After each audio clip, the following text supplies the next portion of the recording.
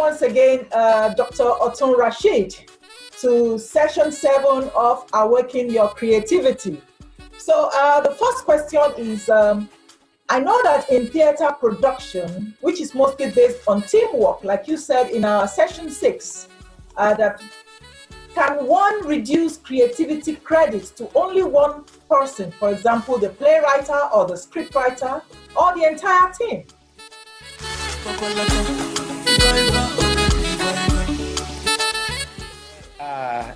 Thank you very much. First, we need to know that theater is a collaborative art. It is not a product of a single input. It's a collaborative engagement, and it involves input of several divergent complementary ideas from different component units or elements of performance. Although the idea starts from a source, and then that source passes on the idea to another source that again put in another level of creativity, and then to another source. First, the playwright, which occupies the position that we can equate to be that of the creator, because he is the original thinker that brings out the idea. So the playwright becomes the original thinker.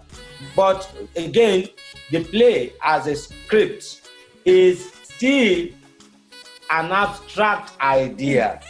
The realization of that abstract idea into a concrete form is the product input of the actor, the director, the scenographers, the set designer, the light designer, the costumier, the makeup artist, and several other people that are involved in making sure that the product becomes a full-fledged work. What the playwright has done is just a skeleton. The addition of flesh, the addition of makeup, the addition of characterization to that product, include the input that involve the input of every other persons involved in the performance. So we cannot say that the end product of a performance is a single solitary effort of one particular person.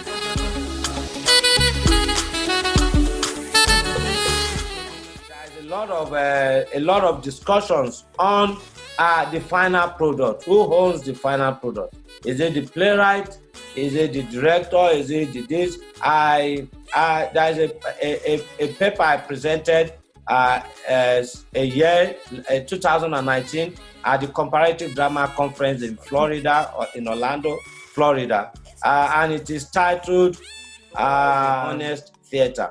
And my intention in that place is to look at how we can discuss honesty. Who owns the product?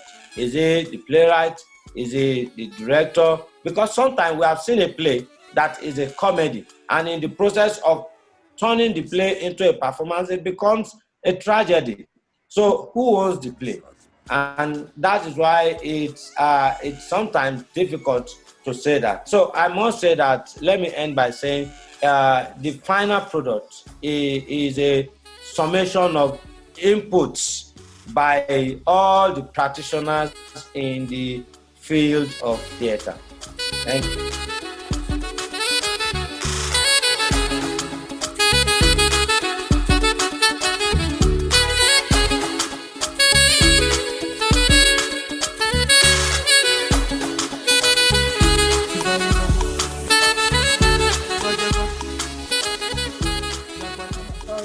What are the socio-economic aspects of creativity in theater in terms of the role, relevance, and benefits of creativity, of being creative?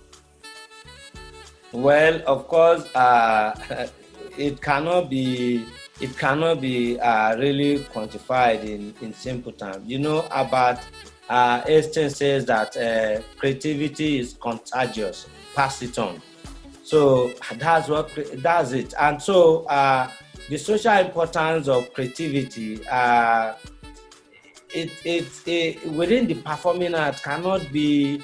In fact, there is a way in which even the performing art, the theater, can even teach life and it can change the social dimension of life, because performance can also influence the thinking of human beings. And we have seen performances like Herbert Ogunde, Yoruba Ronu. We have seen plays that stimulate reactions and provoke new social or philosophical thought in the society. In terms of economic relevance,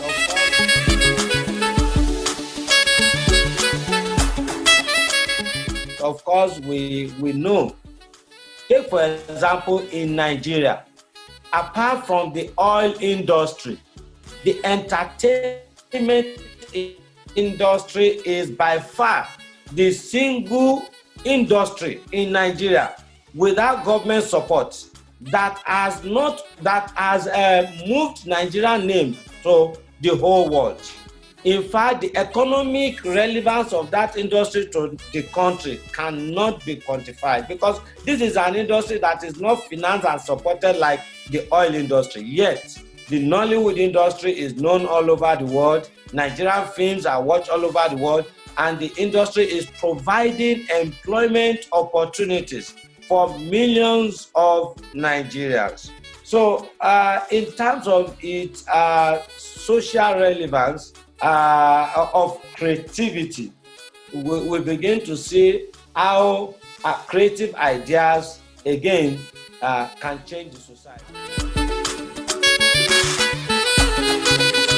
And if you take some of the works of Soyinka, for example, you see the creativity that Soyinka put into some of those plays. You can take The Trials of Brother Jero.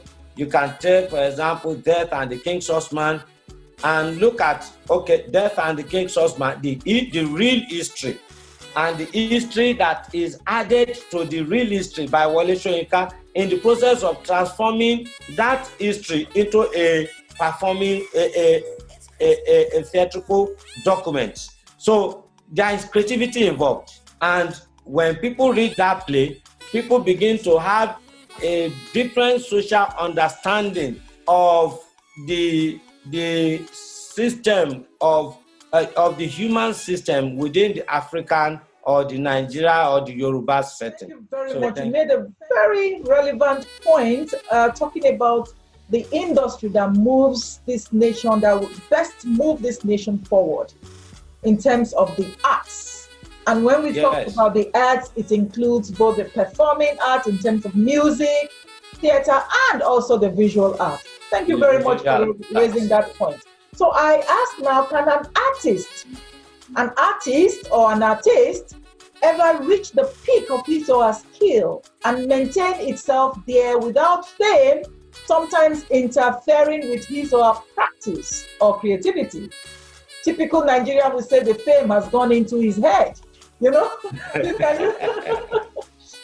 Well, you say there is a general statement that to get to the top is difficult. To maintain the top is the hardest. To get to the top is difficult. To maintain the top is the hardest. Just like in every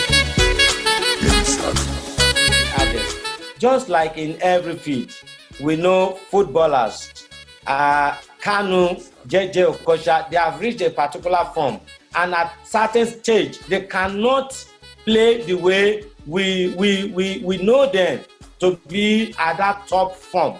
So to get to the top is difficult, to maintain the top is the hardest. When you are a young artist and you are just a budding artist growing up, you may not really take cognizance of everything that you write, everything that you say, and so on and so forth.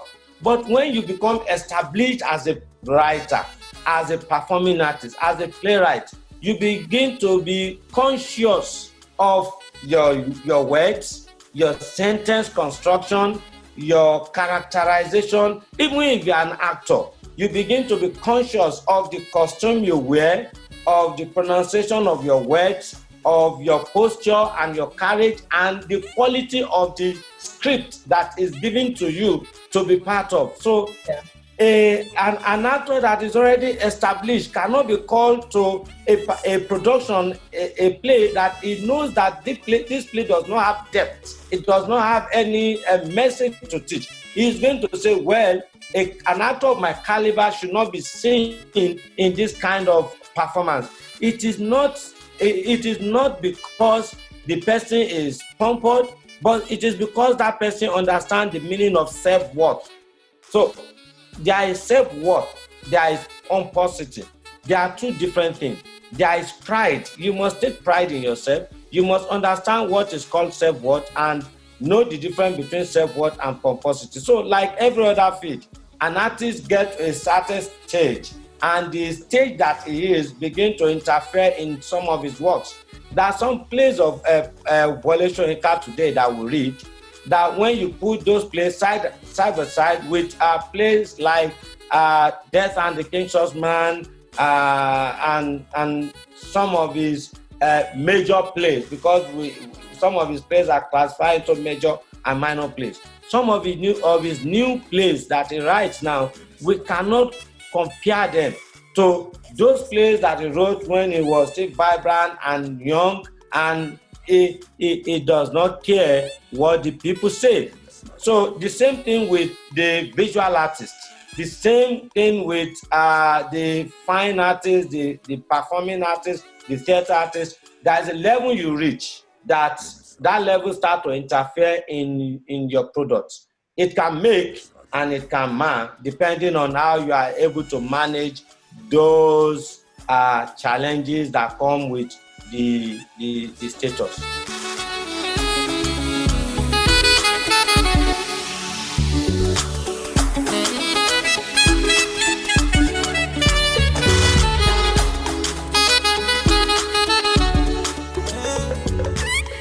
So if one could manage, what are the things one should watch out for that can dampen one's creativity?